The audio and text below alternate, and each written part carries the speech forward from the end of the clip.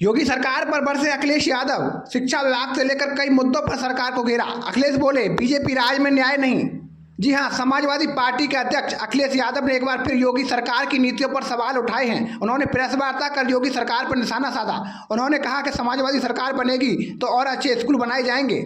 मैं कोर्ट का धन्यवाद देता हूं और समाजवादी लोग गांव जाएंगे, अगर ये स्कूल बंद होते हैं तो पढ़ाएंगे और समाजवादी सरकार बनेगी तो उन्हें स्कूल और अच्छे स्कूल बनाए जाएंगे। इसके अलावा उन्होंने पत्रकारों के एक सवाल के जवाब में कहा कि ये बीजेपी वालों को बड़ा डर लगता है कैमरे से, सीसीटीवी से, वोटर लिस्ट से, और इनको हेराफेरी करने में भी डर नहीं लगता।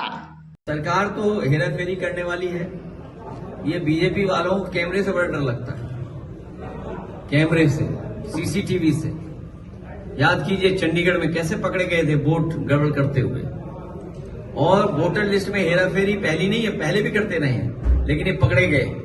हम लोगों ने 18,000 वोट वो निकाले थे एफिडेविट के साथ, जो कभी इन्होंने डिलीट किए थे, जो वोट डाल नहीं पाए थे। खासकर उसमें समाजवादी पार्टी के पीडीए परिवार के लोग वोटर थे, उनके इन्होंने वोट डिलीट किए थे। हम लोगों ने एफिडेविट लगवा करके शिकायत की।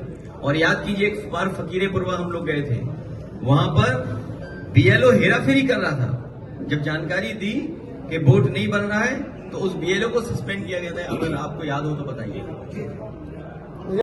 अखिलेश यादव ने कहा कि भाजपा की सरकार में किसी की सुनवाई नहीं है, इनके अपने लोगों को न्याय नहीं मिल रहा, को सस्पेंड किया जाता है। इस पर क्या कहेंगे आप? सस्पेंशन कोई इलाज नहीं है। इनकी सरकार में किसी की सुनवाई नहीं है, इनके अपने लोगों को न्याय नहीं मिल रहा। मुझे डिप्टी सीएम डपटे गए, डपट पड़ी उन्हें। कभी कोई सोच सकता है कि इंस्टीट्यूशन में सबसे बैठे हुए लोग वो क्या कर रहे हैं? अपने विभाग पे ध्यान नहीं दे रहे हैं। कह रहे हैं समाजवादी लोग नमाजवादी लोग हैं, यही तो कहते हैं नमाजवादी लोग हैं। इनके पहले जो राष्ट्रीय अध्यक्ष बने और जो पहले प्रधानमंत्री जी बने, उनका नाम पता है किसने प्रस्ताव किया था? सबसे पहले वो 5 बार के नवाजी थे, सुनने में आया है। स्वर्गीय पूर्व प्रधानमंत्री अटल बिहारी वाजपेयी जी जब राष्ट्रीय अध्यक्ष बनाए गए थे, उस समय उनके नाम का प्रस्ताव रखने वाले पहले व्यक्ति 5 बार के नवाजी थे। और भारतीय जनता पार्टी का जो राष्ट्रीय सम्मेलन हुआ था मुंबई में, जिसमें भारतीय जनता पार्टी का गठन हुआ, उस गठन के आयोजन में जो पैसा खर्च हुआ, वो भी एक बहुत बड़े पड़ोसी देश के जो प्रधानमंत्री बने कि राष्ट्रपति बने, वो आप जानकारी कर लेना, उन्हीं के परिवार के लोगों ने सबसे ज्यादा चंदा दिया था। अब बताओ नमाजवादी कौन होगा? ये भारतीय जनता पार्टी के लिए केवल नफरत फैलाना चाहती हैं। ये नकली लोग हैं, ये नकली। कन्नौज के विकास पर बात करते हुए अखिलेश यादव ने कहा, कन्नौज का विकास आने वाले समय में बड़े पैमाने पर होगा। भारतीय जनता पार्टी ने 9 साल कन्नौज के विकास को पीछे ढकेलने का काम किया है। कन्नौज और कन्नौज का विकास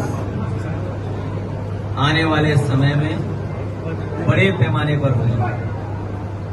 भारतीय जनता पार्टी ने 9 साल कन्नौज के विकास को पीछे धकेलने का काम किया। नाम मात्र के लिए कुछ काम किया हो तो किया हो, लेकिन जो बुनियादी काम कन्नौज का शुरू हुआ था, उन तमाम कामों को भारतीय जनता पार्टी की सरकार ने रोका है। मैं आपके माध्यम से कन्नौज के एक कन्नौज वासी को मैं भरोसा दिलाना चाहता हूं कि जहां उन्होंने मुझे चुन करके उनकी सेवा करने का मौका दिया है, आने वाले समय में समाजवादी सरकार बनकर के देश का ऐतिहासिक विकास कन्नौज में समाजवादी लोग कर करके दिखाएंगे। हम जनता के बीच में लगातार रहेंगे। हम समाजवादी लोग मिलकर के कहीं किसी के साथ अन्याय होगा तो खड़े दिखाई देंगे। इधर सरकार शिक्षा कितनी जरूरी है आम लोगों के लिए, जनजीवन के लिए, एक विकास की सबसे महत्वपूर्ण कड़ी अगर कोई है तो वो शिक्षा है। उस शिक्षा पे हमला करने का काम भारतीय जनता पार्टी के लोग कर रहे हैं, और वो भी कहां की प्राइमरी एजुकेशन, बुनियादी एजुकेशन। सोचिए,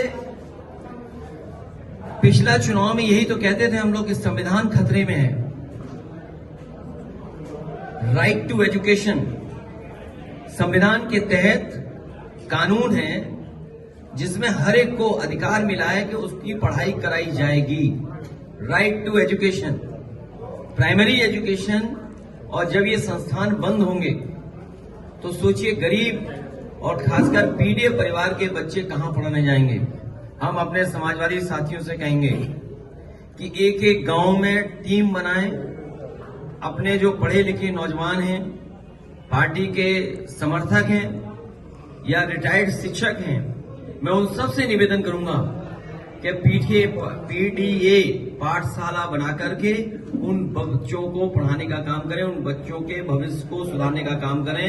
हम लोग बच्चों की पढ़ाई को खत्म नहीं होने देंगे, उनकी पढ़ाई को रुकने नहीं देंगे।